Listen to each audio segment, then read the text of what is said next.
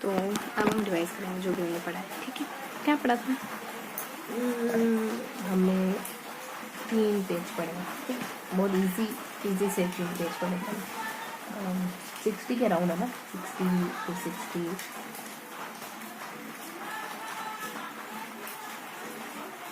27 से 27, 37, तो 3 पेज पढ़े हैं। क्या क्या पढ़ा है इन 3 पेज में?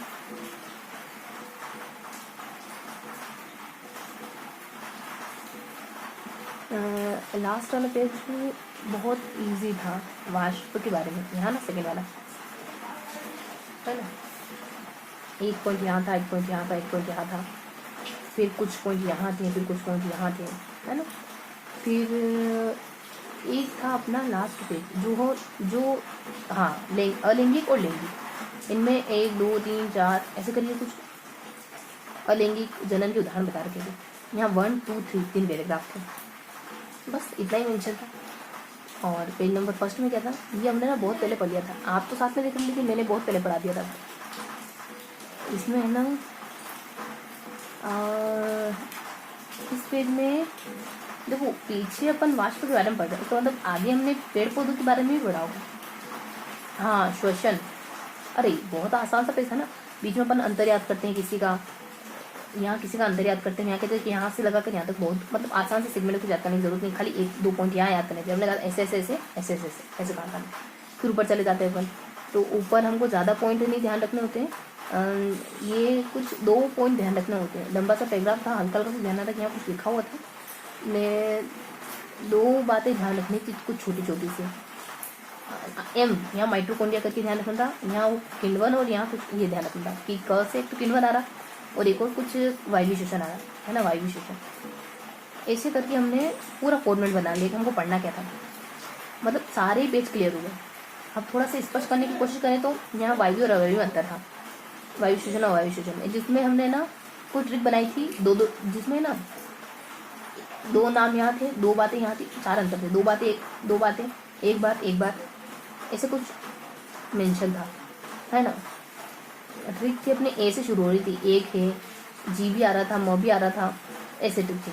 फिर ऊपर और नीचे, यहाँ बहुत इजी था, पेड़ पौधे के बारे में जानकारी थी। यहाँ एक और ऐसे लिखा हुआ था, नीचे 1 2 3 होता है नहीं, बढ़ता है, घटता है, कुछ परिवर्तन नहीं आता, ये सब जानकारी थी। फिर ऊपर चले तो यहाँ माइटोकॉन्ड्रिया लिखा हुआ था, यहाँ जो किन्नी की परिभाषा लिखी हुई थी, कोई पेट्रोरेटा करके कुछ होता है ना, उसके बारे में कुछ बता रखा था। फिर यहाँ वो भी पेट्रोरेटा करके कुछ होता है, उसके बारे में बता रखा था, है ना, उससे परिभाषा जुड़ रही थी दोनों की। उसके आगे भी थोड़ा थोड़ा पता है हमको, कम या ऐसा कुछ आ रहा था, टुकड़ों में बांटना है ऐसा कुछ आ रहा था। तो ये अपना फर्स्ट पेज डिस्कस हो गया था। सेकेंड पेज में वाष्प, क्योंकि लेसन कंप्लीट हो रहा था यहाँ, तो यहाँ ना जलवाष्प, यहाँ वाष्प था, 3 गोले बनाए थे, यहाँ ना 100 लिखा था, यहाँ 8 लिखा था, और नीचे वाले गोले में हमने पता नहीं क्या था, अब इनके साथ भी कुछ जानकारी थी। यहाँ बस एक बात थी कि जल खेचू किसको कहते हैं, वो मतलब जल पेरू। फिर यहाँ यहाँ कुछ खास बात नहीं थी। फिर हाँ थी थोड़ी सी, ऊपर और नीचे था ना कुछ कुछ, तो वो हमको एक्स, है ना। फिर यहाँ एक बात और थी, 3 बातें, यहाँ और यहाँ, है ना। तो यहाँ संख्या और यहाँ अंग्रेजी में है शायद कुछ, या फिर हिंदी में हो सकता है ना। तो ये हो गया अपने मेन। और यहाँ इस कोष्टक के अलावा भी और बात है, और यहाँ इस कोष्टक के अलावा और कोई बात नहीं। हाँ है ना, वो लॉन्ग पेरोमीटर से मापते हैं उसको, किसको पता नहीं किसको। अब इनके अलावा क्या बातें हैं, तो इनके अलावा देखो, इनके अलावा जो है ना, यहाँ बता रखा था कुछ यहाँ था और कुछ यहाँ था। यहाँ तो 19 था और 30 था। यहाँ है ना वो लाइन से बातें थी, और कुछ ऐसे छोटे छोटे पॉइंट थे, देखना पड़ेगा यहाँ पे क्या था। आ जाता है यहाँ जो है ना, ये अपना नया सेगमेंट चुका, अलैंगिक जन्म के तरीके बताने। तो पीके करके था कि MB और पीके, है ना, तो मुकुलन कैसे कायिक प्रवर्धन होता है, कैसे खंडन है, विखंडन है, वो MB रखे तब तो पीके देखो ना, कैसे पी से पुनर्जन्म है, बी से बीज है। ये लैंगिक जनन के प्रकार है, इनमें क्या क्या होता है, और इनके जो उदाहरण है वो हमने एक ट्रिक से ध्यान रखे थे, वाई वाले उससे पीके हैं। और उदाहरण को है ना, तुम्हें हार पर भी खुश हो, आप तो हार पर भी खुश हो, ये वाली ट्रिक थी।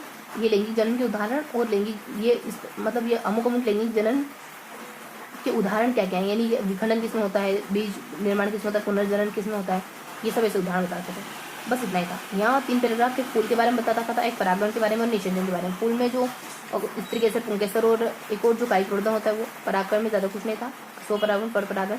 नीचे जो निषेचन के बारे में हल्का हल्का था। ये वाला किसमें होता है, ये वाला किसमें होता है। अलैंगिक जनन तो इंसानों में होता है और ये मछली में, कछुओं में, क्रम में होता है। तो इस तरीके से हमने ये वाला पेज और ये वाला पेज तीनों डिस्कस कर लिए। यहाँ पे भी क्वेश्चन मार्क है, उसको क्लियर करेंगे फिर आगे बढ़ेंगे। हाँ, तो क्वेश्चन मार्क हमने लगाया तो नहीं, पहले क्वेश्चन मार्क लगाया वहाँ देख लेते हैं। सेकंड पेज में हमने क्वेश्चन मार्क लगा रखा है यहाँ। तो यहाँ वाला तो के लिए ये नहीं होता, ये तो बहुत आसान है। वाष्पोत्सर्जन प्रयोग करने वाले कारक हैं, तापमान है, आर्द्रता है, जलवाष्प है, हवाएं हैं, है ना। और एक और क्या सबसे पहले तीव्रता है, तापमान की, जिसकी प्रकाश की तीव्रता है। तो ये सारी बातें, ये वाला क्वेश्चन मार्क ये। हाँ, इसके ऊपर नीचे कुछ था, अरे वो था कि पत्ते पे बिंदु है ना, बीच में खड़े होके बताओ, ऊपर होके बोलो, है ना। तो पत्ते पे बिंदु है तो प्रकाश और बिंदु का बिंदु जाकर खड़े होकर ऊपर चढ़ होगा बताओ, यानी तो बात हो जाएगा। तो ये ना वाष्पोत्सर्जन के प्रकार है। तो ऊपर नीचे वाले पत्ती के लिए फिर इसके देखो, ऊपर नीचे वाले जो है बताया पत्ती के लिए, फिर जो है ना पत्ती के लिए, और फिर पत्ती के लिए ना ऊपर नीचे, बीच वाला जो फल के लिए, इससे ऊपर जो है ना वो त्वचा के लिए। ये सब ये वाला क्लियर हो गया। यहाँ वाला मोशन के, या इंग्लिश में मोशन लिखा हुआ है, इसके अलावा संतुलन बनाए रखने में नहीं ऐसे, तो ये मोशन भी क्लियर हो गया। बस पॉइंट तो क्लियर हो गया। अब देख लेते हैं कि ऐसी कोई बात है जो अपनी इल्म नहीं वाली कैटेगरी में आ रही है, तो उसको कवर करेंगे। तो इल्म नहीं वाली कैटेगरी में तो हाँ, ये ट्रिक है अपनी इल्म नहीं। एक में तो अच्छा, एक में गैस रखी हुई है। हमने कहा था ना, पत्नी ने कहा कि मुझे वो टंकी खाली कर दो। तो पति ने कहा कि एक में गैस रखी हुई है। पत्नी ने कहा कि कौन सी खाली करोगे, एक में तो तुमने गैस रखी हुई है, एक में दालें पड़ी है, एक में ये पड़ा है, एक में वो पड़ा है, एक में तेल भरा हुआ है। तो एक में है गैस और यू, तुमने एक में गैस रख रखी है ना। तो एक में तो तुमने गैस रख रखी है, ऐसे करके हमने याद करा। ये भी हमको देखना था। इल्म नई वाली कैटेगरी में सूत्र भी आ जाएगा। और ऊपर जो है वो किण्वन और वायु शोषण। तो पेरू का क्या होता है, अनुपस्थित होने के कारण नेचर कार्बन डाइऑक्साइड में परिवर्तन होता है। पेरू के यहाँ परिवर्तन है पेरू के साथ, और यहाँ पेरू के साथ क्या है,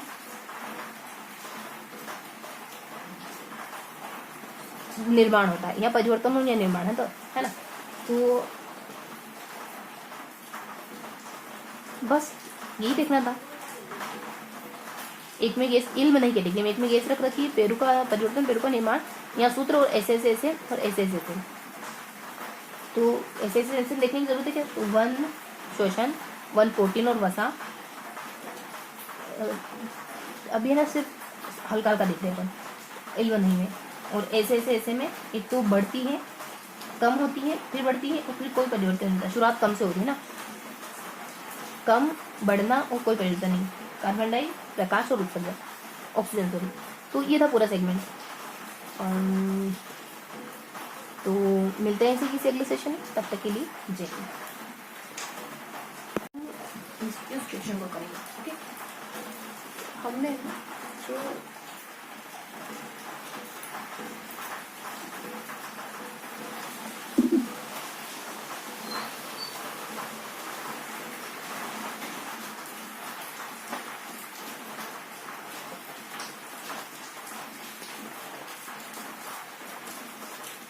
है ना, 55, 65 और 2 आगे से करेंगे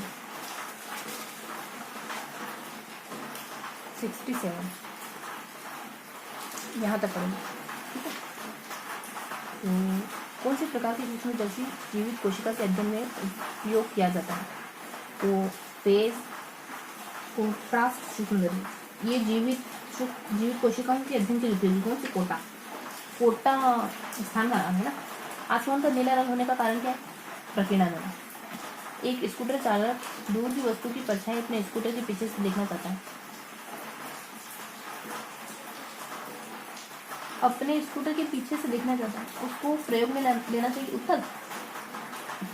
देखो, मुझे तो ये पता था कि जो कांच के साइड वाला दर्पण होता है ना, उनमें उत्तोलन लगा होता है, तो उत्तर करेंगे। कैमरे के द्वारा प्रतिबिंब बनता है, कैमरे के द्वारा प्रतिबिंब बनता है, सीधा बनता है, वास्तविक को सीधा बनता है। और वायुयान से जब अधिक ऊंचाई पर आकाश को देखा जाता है तो वह कैसा दिखता है, काला दिखता है, क्योंकि वायुमंडल नहीं अंदर होता है इस वजह से। रात्रि दृष्टि कैमरों में काम करते हैं अवतल विकिरण, अवरक्त विकिरण। रात्रि दृष्टि कैमरों में काम क्या काम करती है, अवरक्त विकिरण काम करती है रात्रि दृष्टि कैमरे में। और धुएं के पार देखने पर वस्तुएं हिलती दिखाई देने का कारण क्या होता है, अपवर्तन। देन मानव आंख दृश्य प्रकाश की जिस तरंग की सर्वाधिक सुग्राही होती है वो कौन सा है, ये बी 5500। मानव नेत्र के जिस भाग पर किसी वस्तु का प्रतिबिंब बनता है, रेटिना। नेत्र का भाग जिसका प्रत्यारोपण कर सकते हैं, नेत्र का भाग जिसका प्रत्यारोपण कर सकते हैं क्या है, कॉर्निया।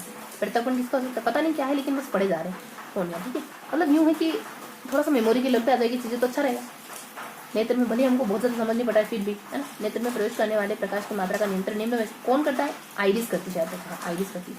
वो है ना, मतलब ऐसा होता है कोई परत होती है उसके बीच में थोड़ी जगह होती है तो कभी खुलती है कभी बंद होती है, इसे कंट्रोल करती है। प्रिज्म आपतित सफेद प्रकाश को 7 रंगों की एक पट्टी में विभक्त कर देता है। इस पट्टी के मध्य का रंग क्या है, बी पीला है। ठीक है, तो प्रिज्म आपतित सफेद प्रकाश को 7 रंगों की एक पट्टी में विभक्त कर देती है। इस पट्टी के मध्य का रंग पीला होता है। देखो पीला तो बनता भी नहीं है, वहाँ पे बनता भी नहीं है प्रिज्म से। मानव आंख का लेंस कैसा होता है, ए उत्तल होता है। मानव देखो बहुत इंपॉर्टेंट है, आंख का तो उत्तल 2 से 3 2 और 3। जब कहाँ तक पढ़ने अपने को 67 तक क्वेश्चन करने। जब एक नींबू को पानी से भरे कांच के गिलास में रखा जाता है तो वो अपने वास्तविक साइज से बड़ा प्रतीत होता है, बड़ा दिखाई देता है। यह निर्णय से किस घटना के कारण होता है, कि प्रकाश के अपवर्तन के कारण होता है। और परावर्तन की नियम क्या है कि परावर्तित कोण, आपतित कोण और अभिलंबित तीनों एक ही कोण पर, ये तीनों एक ही सतह पर होते हैं। आपतन कोण परावर्तन कोण के बराबर होता है, हाँ ये भी नियम है। और यदि कोई वस्तु प्रकाश को परावर्तित नहीं करती तो उसका रंग होगा काला होना चाहिए, बी काला। ठीक है, प्रकाश का वेग अधिकतम होगा कब, किसमें अधिकतम होगा, निर्वात में, यानी कोई माध्यम नहीं, बस हवा में, खाली वातावरण में। वातावरण खाली होता है मतलब वातावरण। समतल दर्पण द्वारा बना प्रतिबिंब सदैव होता है सीधा, वास्तविक, सीधा, आभासी। वास्तविक थोड़ी ना होगा, वस्तु की साइज तो रहा, ध्यान रखेंगे, वस्तु जितनी होगी उसी साइज का होगा।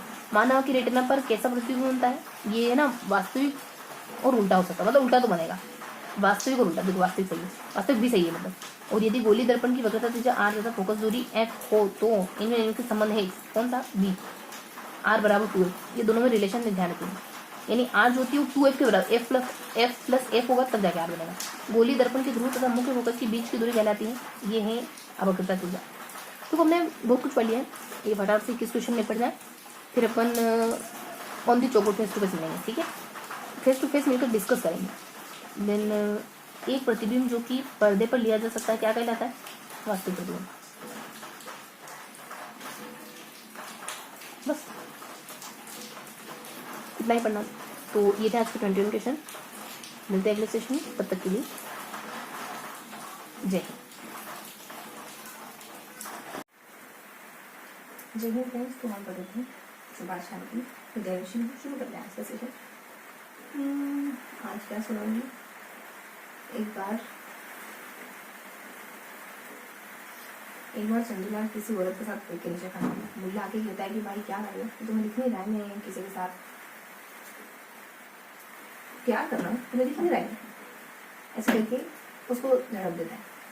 पता नहीं बातों बातों में वो तो चला जाता है, इसका हाथ उस महिला के हाथ, उस मुल्ला के हाथ में, मुल्ला के हाथों में होते, पता नहीं महिला को, पता नहीं महिला को कैसे ये बात पता नहीं चली, लेकिन अब वो मुल्ला के साथ। इतने में कांस्टेबल आता है और उन दोनों को लाइक डालता है, कहता है कि क्या कर रहे हो, कि अपनी पत्नी से प्यार कर रहा हूँ, और क्या, तो घर वगैरह नहीं है क्या, या यही जगह मिली तुम लोग, तो कि आपने लाइट डाली तभी मुझे पता चला कि मैं अपनी ही पत्नी से प्यार कर रहा हूँ, मतलब वो उसके दोस्त।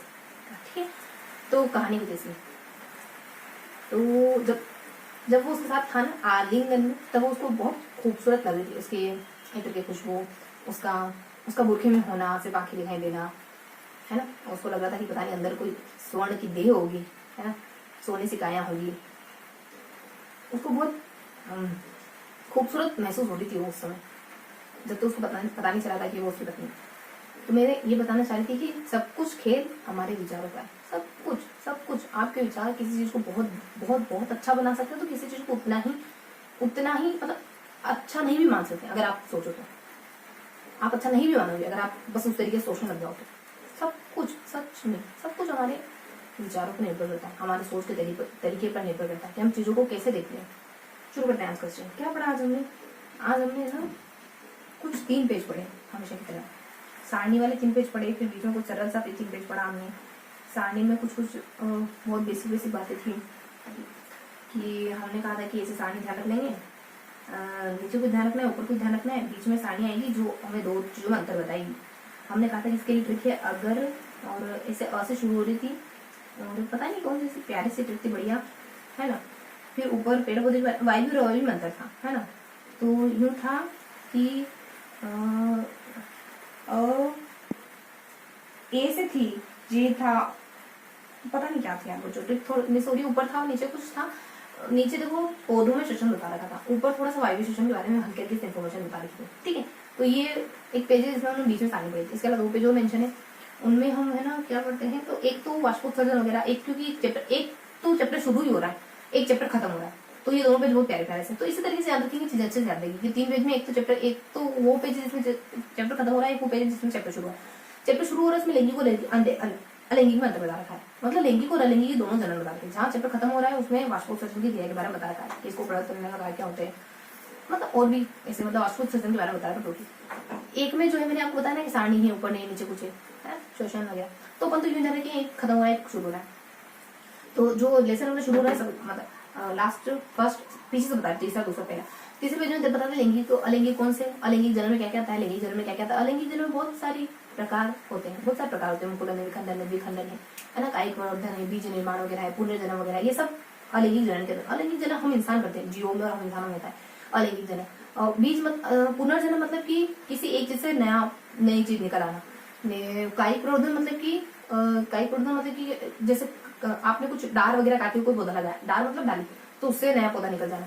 ने बीज निर्माण मतलब कि बीज होते हैं, बीज बनते हैं किसी XY जगह, और वो बीज जब फैल जाते हैं ना, नमी वगैरह के संपर्क में आते हैं तो उगने लग जाते हैं। और मुकुलन एक छोटा सा हिस्सा निकलने लगता है फूल पे, या फिर कहीं पुराना जो है उससे कहीं से उसके किसी पार्ट से छोटा सा हिस्सा निकलने लगता है। और क्या हो सकता है, पुनर्जन्म हो गया, कायिक। विखंडन देखो, विखंडन में होता है कि चीजें मतलब कि जो जीव होता है वो ही टुकड़ों में बढ़ जाता है। विखंडन और द्विखंडन एक तो होता है एक कोशिकीय जीव में, एक होता है बहुकोशिकीय जीव में, तो लगभग सारी परिभाषा हो गई। अब ये होती किसमें, तो इसके लिए हमने अरेंज करा इनको, इन सारे अलैंगिक जनन को अरेंज करा। उसके बाद ये किस किस में होते हैं उसके लिए ट्रिक बनाई, तो दोनों पैरेलल ध्यान रखें, दोनों क्रमशः ध्यान रखें। इसके लिए ट्रिक पीके वाली ट्रिक है, और इसके लिए ट्रिक है कोई महिला वाली ट्रिक बनाई थी हमने कुछ प्यारी सी, कि आप जो है हार पर भी खुश हो जाती है, हार ले आता हूँ तब भी, और जब आपके लिए कोई गिफ्ट नहीं ला पाता तब भी आप खुश होती है, खुशी रहती। तो ऐसे अमीबा वगैरह पीछे पोरामिशे में को पीछे कुछ ऐसा ही नाम था, ये एक साथ है। आप और हार पर ह और वाय था, यिष्ट और यिष्ट, हाइड्रो यिष्ट। हार रस से अपने ना, हार रस से अपने कोई राइजोपस है, हार और पी से अपने कुछ पाइजोलम करके कुछ होगा, और प हार प र बी, तो रस की जगह ऐसे, तो ऐसे अपने कोई स्पाइस करके कुछ है, और बी से अपने बायो करके कुछ है ना। तो ये हो गया अपना पूरा अलैंगिक जनन। अभी हल्का हल्का से बता दिया, अभी हमने रीड कराई, अब देखते हैं लैंगिक जनन। लैंगिक जनन वो होता है जो मतलब जिसमें ना एक ही संतति से ना बच्चे बन सकते हैं, एक ही संतति से जनन की उत्पत्ति रहती है, मतलब संतान की उत्पत्ति रहती है। ये जो अलैंगिक है ना, ये हमारा वाला, इसमें समसूत्री शब्द को इससे कनेक्ट करेंगे। अब यहाँ फूल में होता है 3 पैराग्राफ थे, तो फूल के बारे में बता रखा था, फिर एक और कुछ था, इसमें पहले पैराग्राफ में 3 पढ़, दूसरे पैराग्राफ में 2 पढ़े, और लास्ट में कुछ भी बोलना था। पहले पैराग्राफ में स्त्री केसर और एक और वर्तिकाग्र। पुंकेसर में 2 पॉइंट थे, कुछ तंतु करके, परागकोश करके, और एक और तंतु वगैरह करके, इसी तरह में कुछ था ही, और वर्तिकाग्र में कुछ नहीं था। ये क्या है, पुंकेसर मतलब नर अंग होता है फूलों में, स्त्री केसर जानते हैं वो समझ नहीं। और फिर है कि ये क्या कहते हैं इसको, परागकोश नहीं, परागण 2 दिन होते हैं, और फिर निषेचन, ये हो गया अपना लास्ट पेज। अब सेकंड पेज वाष्पोत्सर्जन है। वाष्पोत्सर्जन में 10%, 100% पानी में से जो है ना 2-3% पानी ही छोड़ता है वाष्पोत्सर्जन पेड़ पौधे, 2-3% अपने स्किन से छोड़ते हैं। और फिर जो है वो मॉइस्चर, वाष्पोत्सर्जन से क्या होता है, मॉइस्चर फैलता है वातावरण। ये 3 पॉइंट है, यहाँ है ना, ये इतना पेज ध्यान रखो, इससे ऊपर कुछ शब्द यहाँ मैंने 3 बता दिया आपको, ट्रायंगल ध्यान रखो, एक शब्द है। अब इनके अलावा यहाँ इसके साथ एक और बात जुड़ी हुई थी, जिसको अपन कहते हैं कि जल खेचू किसको कहते हैं, तो पत्तियां जल खींचती है उसको जल पेरू कहते हैं, पेरू खेचू ने। फिर यहाँ जो था मतलब कि अलग अलग पत्तियां करती है, फूल करते हैं, तने करते हैं, सब वाष्पोत्सर्जन करते हैं, सबके अलग अलग नाम मेंशन दिया ऊपर की तरफ। नीचे की तरफ कुछ नहीं था, संतुलन बना रहता है इनके पेड़ पौधों का, ये सब था। और यूं था कि प्रवृत्ति कारकों ने तो तापमान है, ये क्या कहते हैं उसको, आर्द्रता है ना, और हवाएं हैं, ये सब वाष्पोत्सर्जन को प्रभावित करते हैं। और फिर 90 और 30 पता नहीं कुछ था। थोड़ा सा 1 मिनट रुकेंगे। हाँ, तो ये अपने सेकंड पेज में डिस्कस हो गया, बीच वाले पेज। अब आ जाते फर्स्ट वाले जो पेज था ना, उसमें सारणी थी। तो इसमें मैंने कहा ना करके पूछे, तो ऐसे ऑक्सीकरण है, जिसे देखो सी से अपने को, हाँ आपने गैस रख रखी किसमें, तो ना तो ऐसे अपने प से पता नहीं क्या था, आप नहीं उस, हाँ गैस था, जी से पता नहीं क्या था ग्लूकोज, सी से कार्बन डाई, और यू से ऊर्जा, और आप में पता नहीं क्या था। तो ये ऊपर से तो हो जाएंगे, ऊपर से तो हो जाएंगे। ऊपर बेसिक बातें थी, माइटोकॉन्ड्रिया जीवन था, मतलब ऊपर कुछ शब्द है, नीचे कुछ शब्द है सारणी के। तो माइटोकॉन्ड्रिया है पेरू करके, तो पता नहीं पेरू करके तो क्या बता रखा था ने, यहाँ माइटोकॉन्ड्रिया शब्द बता रखा था ने, सॉरी पेरू नहीं, यूँ कहेंगे कि कुंडली किसको कहते हैं, ने फिर कई ये अपने वाचिक श्लेषण किससे कहते हैं। तो इसमें कुछ पेरू शब्द आया था ने, उसमें ऊपर भी जो बता रही हूँ ना मैं टर्म, उसमें पेरू शब्द आया था, है ना। तो 1 2 3 टर्म ऊपर हुए, 3 टर्म नीचे हो जाएंगे, 3 तो नहीं, 1 2 ही है यहाँ कोने में थोड़े से, कि है ना, एक है, फिर एक था, फिर यूं था, कम होता है, बढ़ता है, 0 होता है, कार्बन डाई में, प्रकाश में, ऑक्सीजन में, है ना।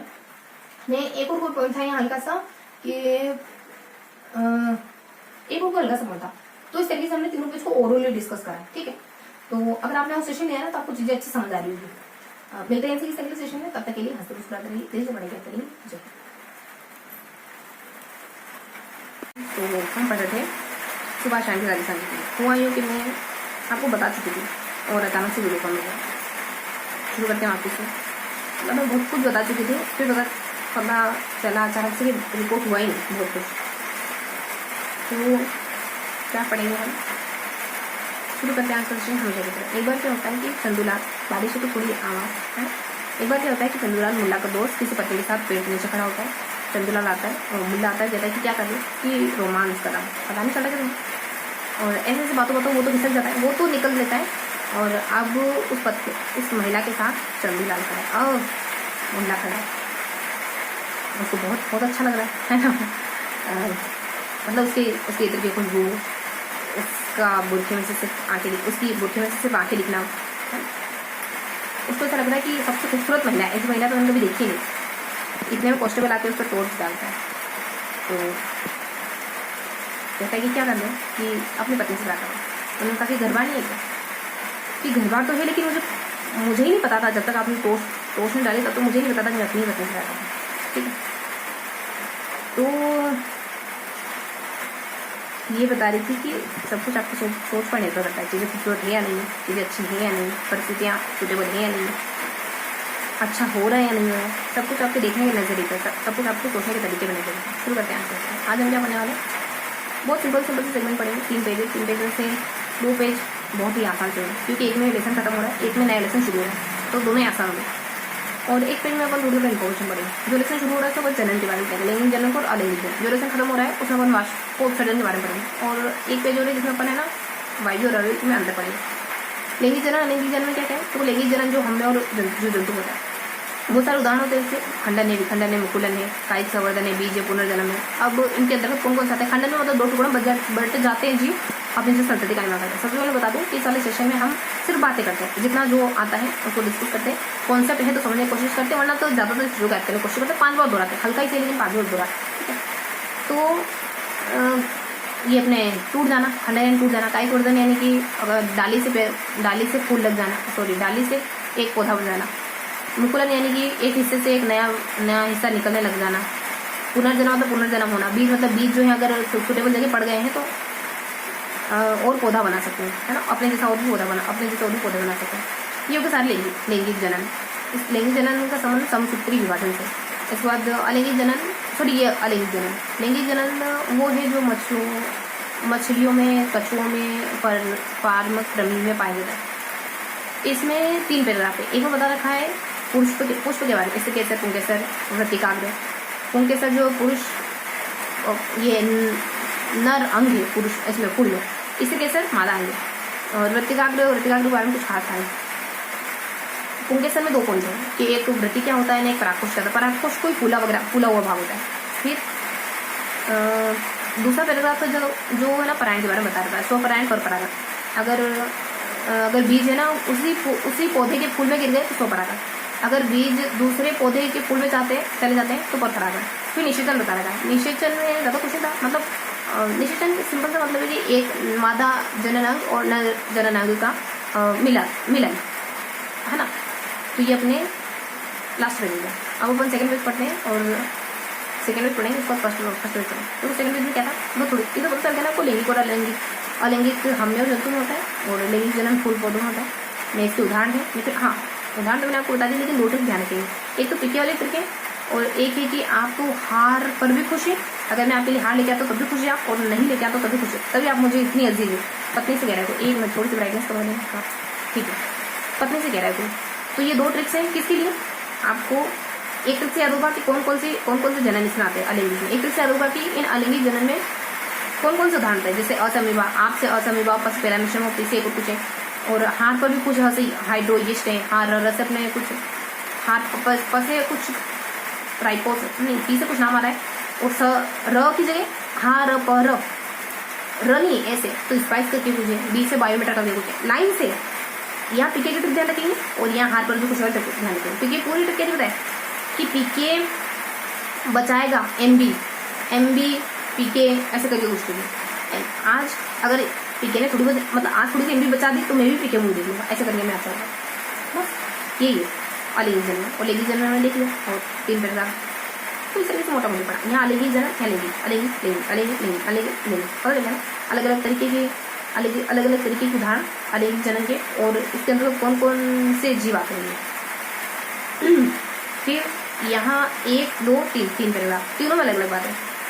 इस पैराग्राफ में 3 पॉइंट, इस पैराग्राफ 2 पॉइंट है, उसमें एक पॉइंट मतलब एक पॉइंट इस तरीके से पढ़ा फॉर्मेट इस तरीके से हमारा। अब आते थे सेकंड पेज में अश्रुत सर्जन के बारे में बताएगा। तो सेकंड पेज खत्म हो रहा है। तो 1 2 3 ट्रायंगल ध्यान रखेंगे।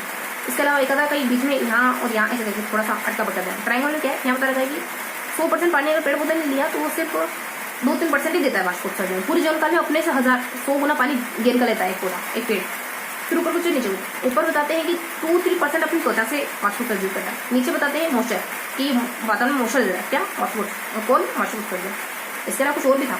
ये तो हमने खाली एक शब्द सर्किल बना, लेकिन कुछ और भी तो कुछ और बातें थी। यहाँ बता रखा था कि पेरू किसको कहते हैं, तो पत्नियाँ पानी खींचती है उसको जलदारू कहते हैं, पेरू जलदारू। यहाँ था कि वाष्पोत्सर्जन के प्रकार कितने होते हैं, तो बहुत सारे होते हैं। एक पत्तियाँ का 2 तो ऐसे जो पत्तियों के द्वारा होते हैं, एक फल के द्वारा होते हैं और एक जो है स्किन के द्वारा होता है। नाम भी था कुछ उपाचयन था। फल के द्वारा जो होता है वो बात करके था, जो पत्तियों से होता है उसको बिंदु और पत्र ऐसा कुछ नाम था, बिंदी पत्र ऐसा कुछ नाम था। अब यहाँ भी कुछ था, एक शब्द बोला बनाता है उन शब्दों की एक्सप्लेनेशन और उनके साथ कुछ और बात है। ठीक है, यहाँ देखिए यहाँ ये था कि मोशन के साथ मोशन तो था ही था, वातावरण में मोशन। इसके अलावा ये था कि ये है ना संतुलन बनाया जाता है, प्रकाश संश्लेषण और ऐसे सरल से वाष्पोत्सर्जन के लाभ ही है ना, पौधे का संतुलन बनाया जाता है। इसके अलावा इन तीनों के अलावा एक 2 बातें हो गई। यहाँ बताया था वाष्पोत्सर्जन प्रभावित करने में कारकों से, तो तापमान है, आर्द्रता है, हवा की तीव्रता है ना, प्रकाश की तीव्रता है। हवा तेज चलेगी तो वाष्पोत्सर्जन तेज होगा। मुझे लग रहा था कि हवा तेज होगी और तो ये अपने सूरज की रोशनी को शायद कम कर देगी, वाष्पोत्सर्जन धीमा होगा, लेकिन ऐसा नहीं। जस्ट एक और कुछ इसमें 1930 था। 19 में बताएं क्या बता रखा था, 30 में बताएं क्या बता रखा था। बस 1930 में जाकर ध्यान रखें, हल्का ध्यान है लेकिन पढ़ी लिया है। दूसरा पेज फर्स्ट पेज में अपन सारणी देख लें जो वायु और अवयव में अंतर बताता है। ऊपर कुछ है नीचे कुछ हल्का हल्का से ऊपर और नीचे ज़्यादा कुछ नहीं। वायु और अवयव शिक्षण अंतर देखते हैं जिसमें अपन है ना 1 2 3 4 ऐसे अंतर होते हैं। तो मैंने गोले बना लेते ताकि उनको शब्द थोड़े से पिकअप हो जाए। तो यहाँ 2 गोले बना लेते हैं, यहाँ भी 2 गोले बनाते हैं, यहाँ एक तरीके से बनाते हैं। तो सी से अपने देखो जी से ग्लूकोज हो जाता है। क्या था कि एक में गैस रखी हुई है, एक में तुमने गैस रखी हुई, एक कैन में तुमने गैस रख रखी है, इसमें मैंने दाल रख रखी है। अब एक और कैन चाहिए तो मैं कहाँ से लाऊं, है ना, ऐसा करके ध्यान रखो। क से अपने क्या था, क से पता नहीं क्या था, कोशिका द्रव्य हो गया था शायद। हाँ, एक ए से अपने ऑक्सीजन, क से कोशिका द्रव्य, म से माइक्रोकॉन्ड्रिया शायद, एक में गैस, जी से ग्लूकोज, सी से कार्बन डाइऑक्साइड और यू यानी तुमने यू से ऊर्जा। ये सारे शब्द ये सारे उपस्थित हो जाएंगे वायु में और अवयव में, सारे अनुपस्थित हो जाएंगे। इसके ऊपर कुछ इसके नीचे कुछ बस खत्म है। इसके ऊपर बस इतना है, 3 शब्द है, पेरू और माइक्रोकॉन्ड्रिया। यहाँ पेरू का मतलब है ये पेरू किसी कॉन्सेप्ट के साथ आया है, कॉन्सेप्ट का नाम था कुछ कायिक करके, या वाची शोषण वायु शोषण और या कुछ कायिक खंडन करके, दोनों में पेरू शब्द आ रहा है। नीचे आ जाते हैं तो नीचे अपन एक तो देखते हैं और कुछ 2-3 पॉइंट देखते हैं, ऐसे ऐसे ऐसे और ऐसे ऐसे ऐसा करके हम याद रखने की कोशिश करते हैं। ऐसे ऐसे ऐसे ऐसे ऐसे देखते हैं कि एक है और पता नहीं क्या था, एक आ रहा था।